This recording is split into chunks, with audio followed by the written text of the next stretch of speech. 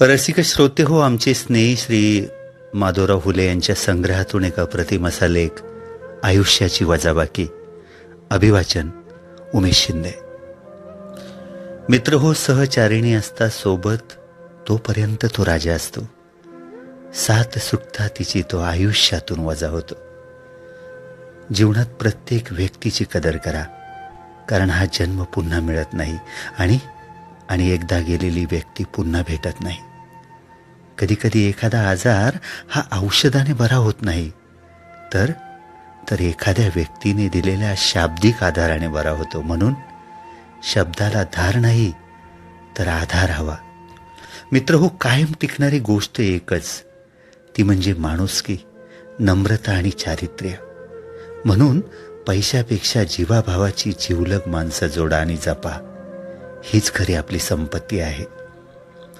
ज्याला दुःखाची जाणीव असते ना, त्याला सुखाची किंमतही असते.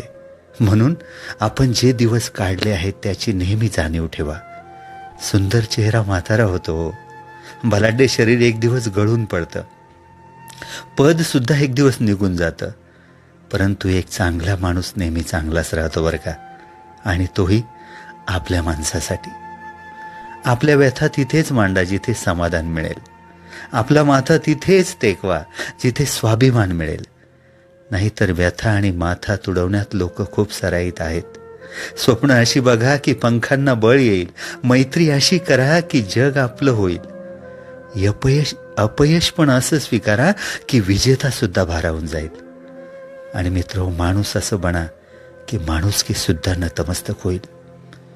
कधीही कुणाला द्यायचाच असेल तर तुमचा वेळ द्या, कारण इतर वस्तू रागात परत केल्या जातात बरं का. पण दिलेला चांगला वेळ हा कायमच्या अप्रतिम अशा आठवणी देऊन जातो. त्या फेकल्याही जात नाहीत आणि वायाही जात नाहीत. पडत्या काळात दिलेली सोबत ही मोठमोठे घावही सहज भरून काढते. मित्रांनो, दुसऱ्यांसाठी डोळ्यात पाणी आलं की समजावं, आपल्यात अजून माणुसकी शिल्लक आहे. एक माणूस 20-25 लोकांना 2 हाताने मारू शकत नाही, पण तोच माणूस 2 हात जोडून लाखो लोकांच्या हृदयावर राज्य करू शकतो. थकलेल्या शरीराला कुठेही झोप लागते हो, पण थकलेल्या मनाला मात्र कुठेच झोप लागत नाही. म्हणूनच शरीर थकलं तरी चालेल, परंतु मनाला कधी थकू देऊ नका.